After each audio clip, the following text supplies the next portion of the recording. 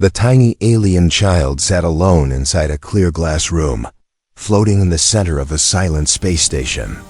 Soft white light surrounded the chamber, but no warmth reached the child. Its small body was still. Its eyes were open, yet empty.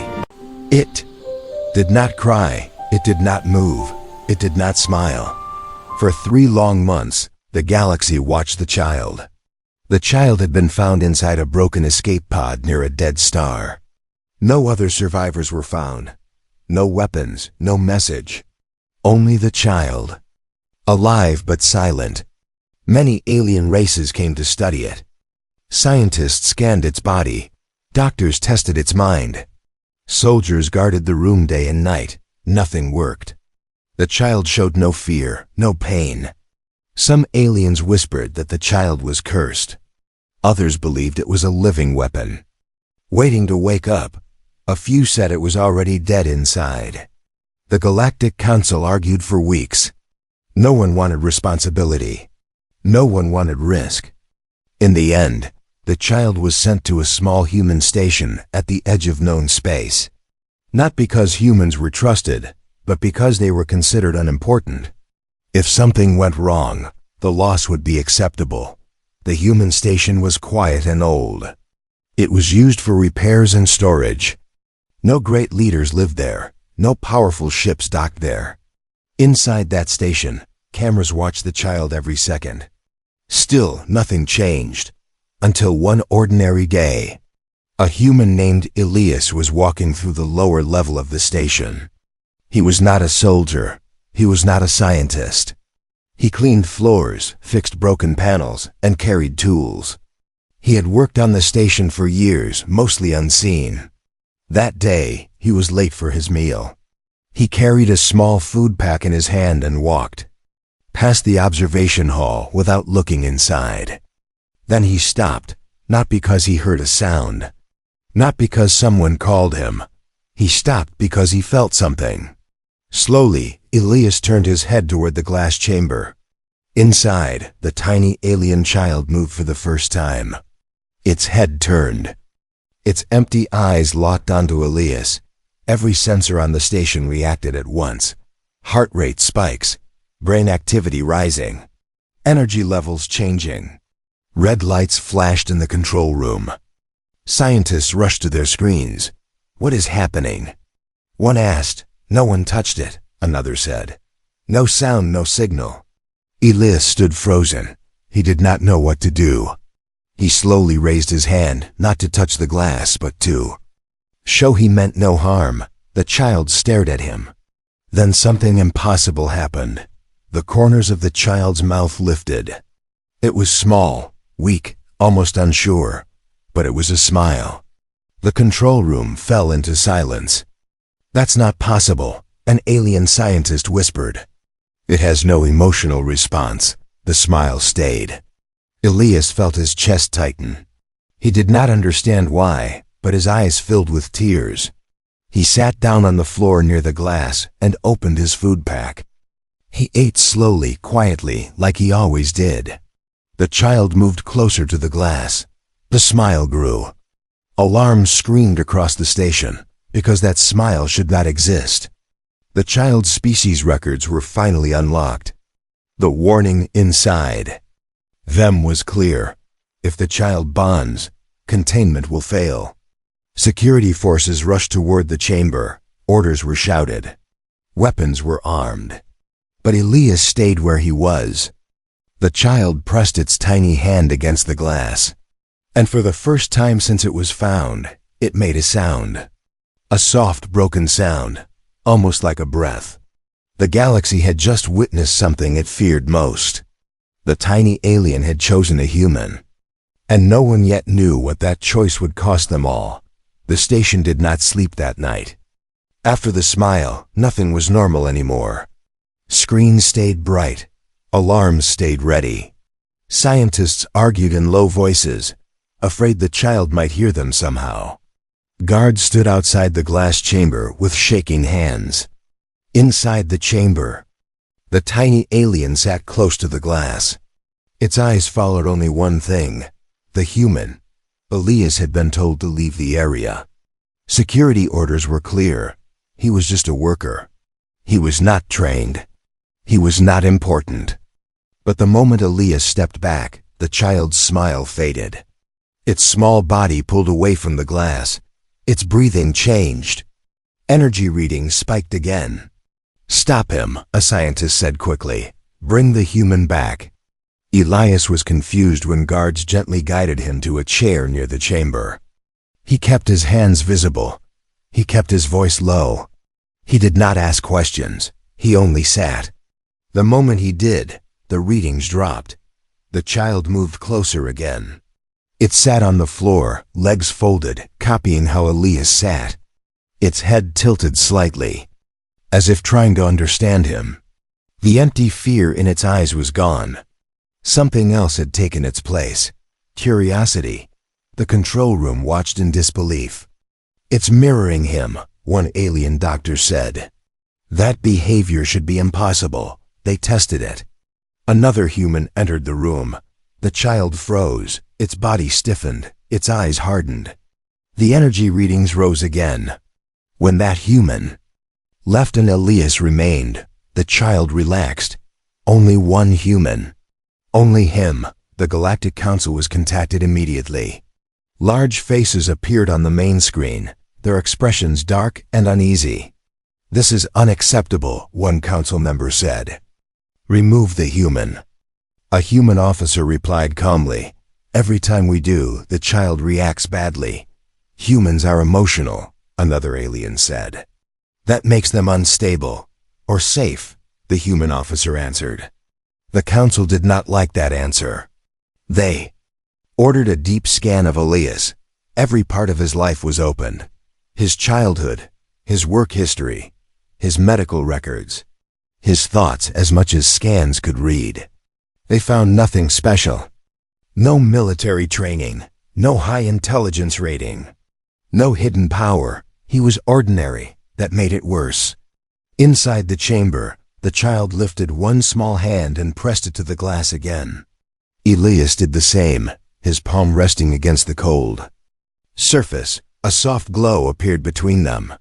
The station lights dimmed for half a second. "What was that?" someone asked. "No external power surge," another replied. "It came from inside the chamber." The child made another sound, not a cry, not a word. A gentle tone, like a soft hum. The sound moved through the room and into Elias's chest. He felt warm, safe, like being home. Elias swallowed and spoke for the first time. "It's okay," he said quietly. "I'm here." The words were simple. The language did not matter. The child understood. The glow grew stronger. Data flooded the screens. Ancient symbols appeared, unlocking records hidden for millions of years. Alien historians gasped as lost information poured out. "That species," one whispered. "They don't survive alone." The truth became clear. The child's kind were bond beings. They lived by connection, not control. Without trust, they faded. Without warmth, they broke. Most species ruled through order, through fear, through distance. Humans did not. Elias did nothing special. He did not command. He did not test. He did not judge. He stayed. And that was enough. The council watched as the child leaned its head against the glass, eyes slowly closing. Its body entered deep rest. For the first time since being found, stable, calm, alive, a new alert appeared on the main screen. Bond formation. Started. The room fell silent. Bond formation meant change. It meant power. It meant risk. And once started, it could not be stopped. One council member spoke in a low voice, filled with fear. "If this bond completes," they said, "the child will awaken."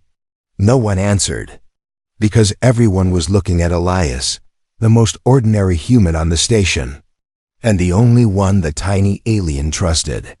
Outside the chamber, stars drifted. Quietly, inside, the galaxy took its first step toward something it did not understand. And it was already too late to turn back. The child slept. That alone shocked the galaxy. For the first time since it was rescued, the tiny alien lay still with calm breathing and closed eyes. No guards were needed inside the room. No alarms screamed. The glass chamber felt peaceful, almost warm. Elias remained nearby. He had been told not to touch the glass again, not to speak too much, not to move suddenly.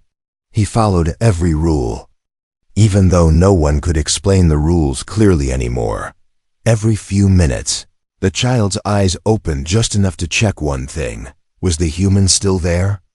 When it saw Elias, it slept again.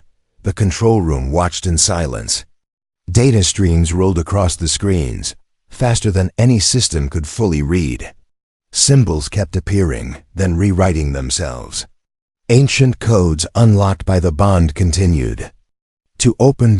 Alien historians worked without rest. What we are seeing, one said slowly, was never meant to be forced open. Another added, these records were designed to awaken only when trust was present. That sentence made many leaders uncomfortable. Trust was not something the galaxy valued.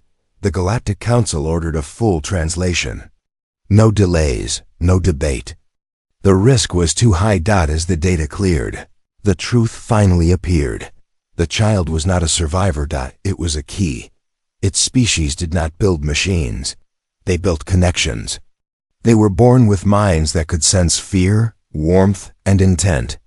They bonded with those who showed care without demand. When the bond was complete, they awakened abilities that reshaped space itself, not as weapons. As balance. That scared the galaxy even more. A high, senior council member spoke sharply. Why has this never happened before? The answer was simple. No one had ever been worthy. Most species tried to control them, study them, use them. Humans had done none of that. Elias was called into the co. A man in simple clothes. Why you? One demanded. Elias looked at his hands. He did not know how to explain it. I didn't want anything from it, he said quietly. I just didn't want it to be alone. The chamber fell silent. The child stirred. Its eyes opened fully now. They were no longer empty. Light moved inside them, slow and deep. It stood up on unsteady legs and walked to the glass. Elias stood. The glass shimmered. Then cracked. Not breaking. Opening. Energy rolled outward. Like a soft wave. The station systems dimmed, but did not fail. Space itself seemed to slow for a breath. The child stepped through the opening. Guards raised weapons. Stand down, a human commander said quickly. The child walked past the weapons, past the fear. It stopped in front of Elias. For a long moment. It only looked at him. Then it placed its small hand on his chest. The bond completed. Elias felt memories that were not his. Worlds dying, stars going dark. A species hiding its last hope inside a child, sending it away with one purpose. Find safety. Find kindness. Awaken. The child turned toward the council chamber screens. Its voice was soft, but every being heard it. Inside their mind, we do not choose power, it said. We choose care. The galaxy felt shame. Systems across space reacted. Hidden structures awakened. Ancient gates unlocked. Energy paths long believed dead began to glow. The bond had done more than wake the child. It had reactivated a network older than the council itself. An alarm appeared. Galactic Balance Protocol. Owen fear spread through the council. This changes everything. One whispered, yes, another replied. And it was started by a human who did nothing at all. The child returned to Elias's side and held his hand. For the first time in history, a human stood at the center of something ancient and powerful. Not as a ruler, not as a warrior, but as proof that the smallest act of kindness could unlock the greatest force in the universe. And the galaxy was about to learn what that truly meant. The moment the ancient network awakened, fear spread faster than any signal. Across distant systems, alarms began to sound. Old satellites that had not moved in thousands of years turned their eyes toward the human station. Hidden defenses powered up without orders. Ships changed course on their own. The galaxy did not understand what was happening. That made it dangerous. Inside the council chamber, voices rose. Alien leaders argued over each other, their calm masks breaking. "This power is too great," one shouted. "It was never meant to be active again," said another. "A human cannot be part of this," a third insisted. They all looked at the screen where Elias stood, holding the tiny alien's hand. To them, he was the problem. Orders were given quickly. Too quickly. "Separate them," the council commanded. Now, human commanders hesitated. Every report showed the same thing. When Elias was near, the child was calm. When he was not, energy readings spiked. But the council did not want balance. They wanted control. Security teams moved in. Shields activated between Elias and the child. The air felt heavy as systems forced distance where none should exist. The child reacted instantly. Its grip tightened. Its eyes darkened. The station lights flickered. "No," Elias said, stepping forward. "You're scaring it." No one listened. The shields closed fully. The child screamed. Not with sound, with space. Gravity twisted. Walls cracked. Time slowed for a heartbeat. Several guards were thrown back as if pushed by an unseen wave. The station groaned. "This is exactly why it must be contained," a council member said, fear shaking their voice. They were wrong. The child was not attacking. It was panicking. Across the galaxy, the ancient network reacted to that fear. Stargates began to open without permission. Energy currents shifted. Entire fleets lost navigation for seconds that felt like hours.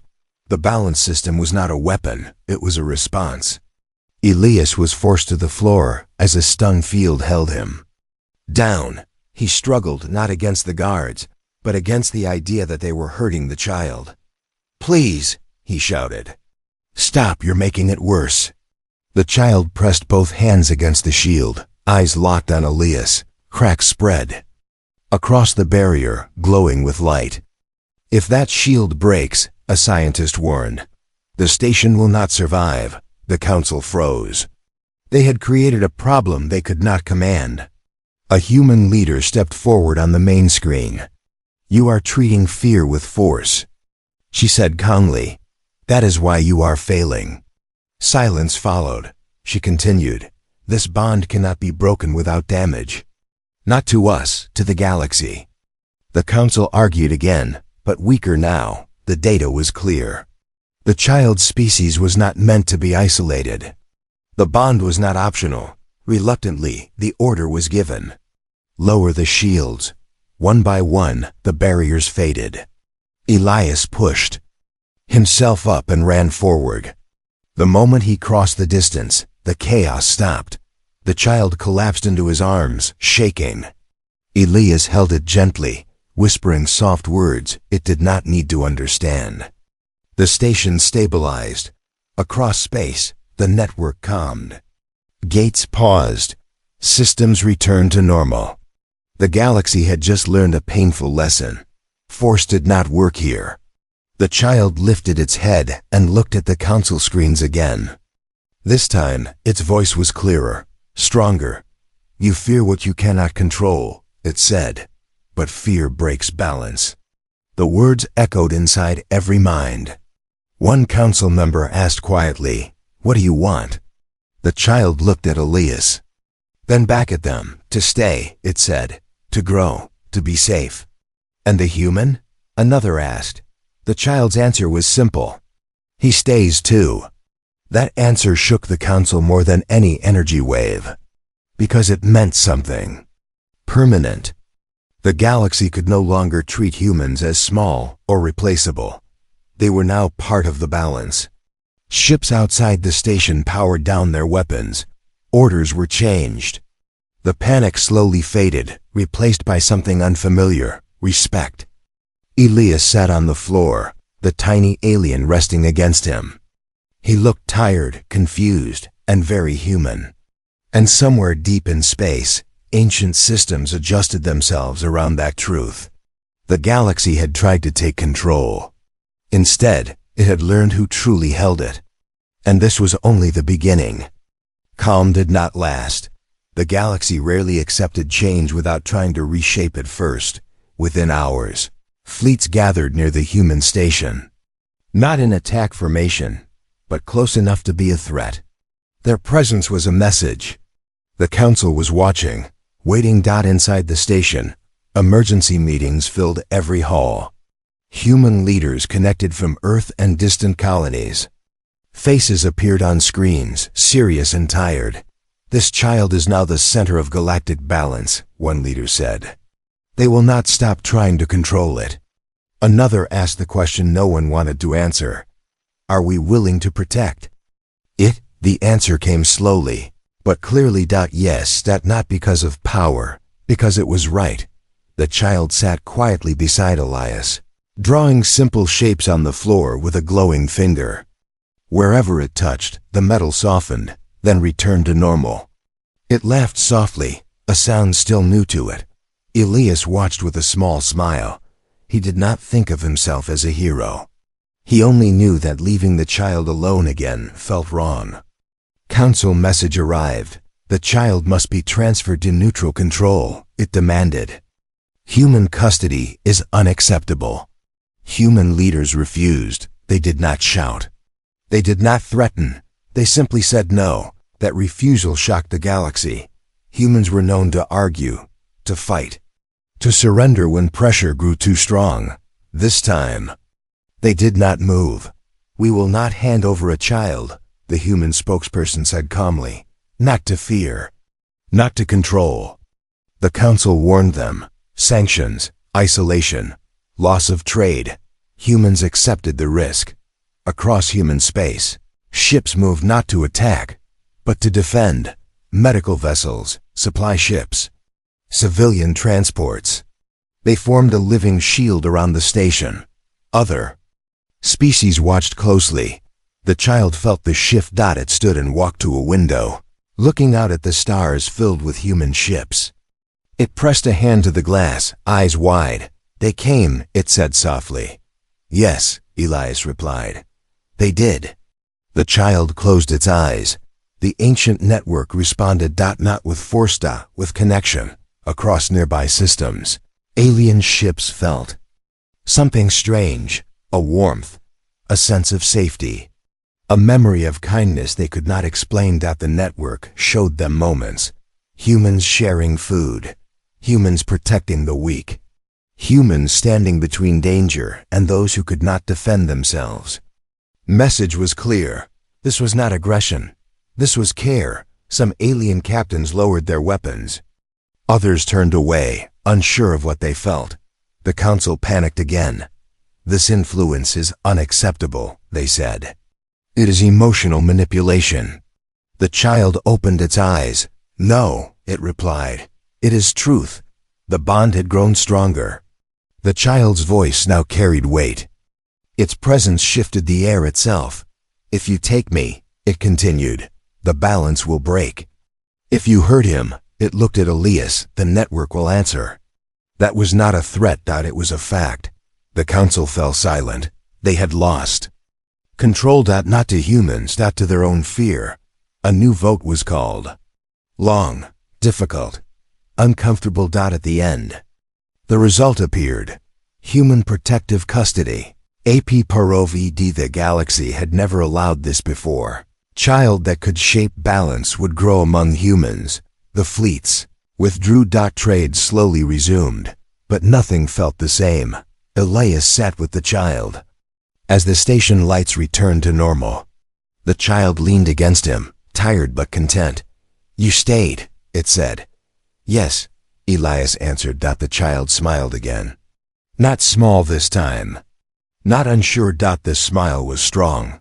The galaxy watched that smile travel across 1,000 screens, and for the first time, many. Time began to move differently around the station. Not faster, Not slower, deeper. Days passed, but each day carried more meaning than years before. The tiny alien child grew stronger, not in size, but in presence. Its steps were steady now. Its voice no longer shook. Its eyes held calm light. The bond had settled, and with it, the galaxy felt a quiet shift. The child was no longer just protected by humans. It was learning from them. It watched how humans worked together, how they argued, then forgave, how they laughed even when afraid, how they cared for strangers without asking who they were. The child spent most of its time with Elias, not because it needed him every moment, but because it wanted to understand him. Why do humans help when it costs them? The child asked. One day. Elias thought for a moment. Because someday, he said, we might be the ones who need help. The child repeated the words slowly, as if saving them. Across the galaxy, strange things began to happen. Old conflicts paused. Border wars slowed. Not because orders were given, but because something inside leaders made them hesitate. The ancient network carried feeling, not command. Empathy. Alien worlds reported dreams they had never felt before. Dreams of standing together, of protecting small lives, of choosing care over control. The council called an emergency session. They no longer spoke with anger. They spoke with fear of irrelevance. The child is changing us, one leader said, without force. Another replied, perhaps that is what balance means. The council demanded a public address, not to threaten, to understand. The child agreed. The chamber filled with light as billions of minds connected. Every major species, every watching world. Humans stood quietly in the background, unsure of what would happen. The child stepped forward. It did not stand above them. It stood among them. When I was alone, the child said, I felt nothing. That was death. Images flowed through the network, the escape pod, the silence, the fading. When the human stayed, it continued. I felt warmth. That was life. The image shifted to Elias sitting on the floor, eating quietly, doing nothing at all. You rule by distance, the child said. Humans live by closeness. Some leaders turned away, others listened harder. My kind was nearly lost, the child went on. Not to war, to loneliness. The galaxy felt the weight of that truth. We are not weapons, the child said. We are mirrors. The network pulsed, and humans, it finished, are the only ones who did not look away. Silence followed. Then something unexpected happened. A non-human world sent aid to a rival system.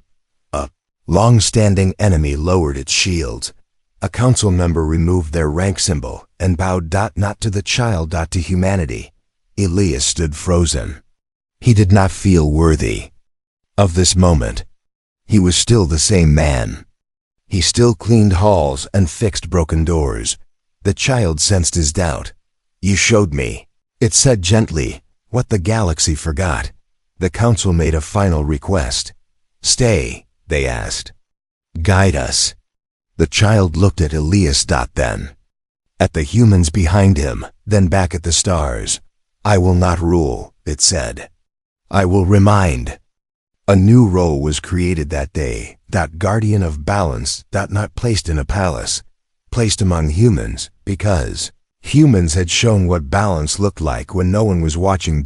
As the session ended, the galaxy felt something rare. Hope. Not loud. Not powerful. Quiet. The kind that lasts.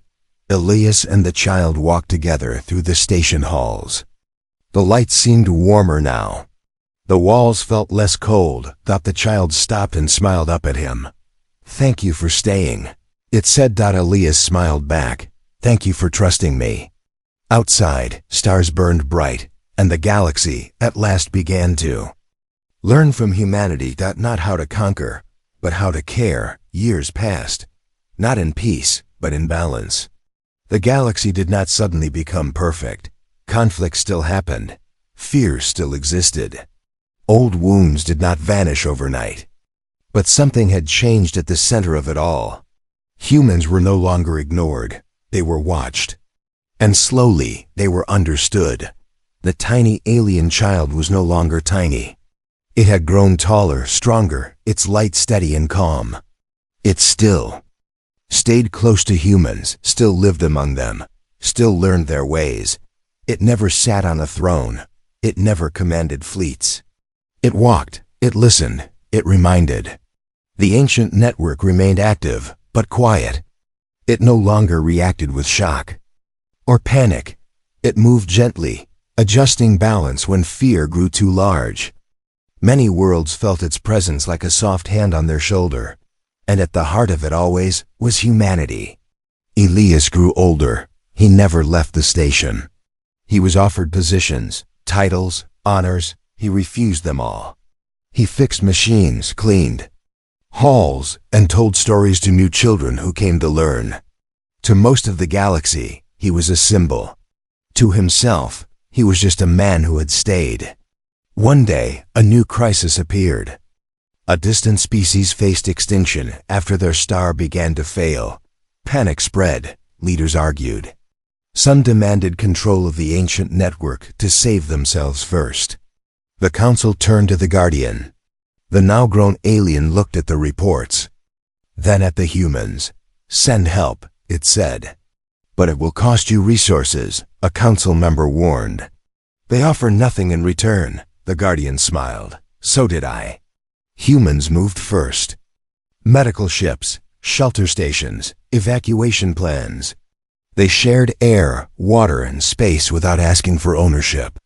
Other species followed. The star failed. The people survived. That story spread faster than any law. Children across the galaxy began to ask new questions. Why do humans help? Why don't they take? Why do they stay? The answers were always the same. Because someone once stayed for a child. Because someone once smiled. Because someone once trusted. The Guardian visited Elias 1. Last time, the station was quiet, old, warm. I will leave soon, the Guardian said softly. Elias nodded. He already knew. Where will you go? He asked. Everywhere, the Guardian replied. Where I am needed. They stood together, watching stars drift by the window. You changed the galaxy, Elias said. The Guardian shook its head. No, it said. You showed it a choice. The Guardian placed a hand on Elias's chest, just as it had long ago. No energy burst, no light, just warmth. When the Guardian stepped away, Elias felt complete. The Guardian left the station, traveling through gates that now opened without fear. Wherever it went, balance followed. Not forced, not controlled, chosen. Years later, history recorded the moment differently than anyone expected. It did not speak of power. It did not speak of networks or stars. It spoke of a tiny alien who smiled at one human, and of a galaxy that finally understood why. Because humanity's greatest strength was never its technology, never its armies, never its reach into the stars. It was this: when faced with fear, humanity stayed. And because of that, the galaxy never forgot them.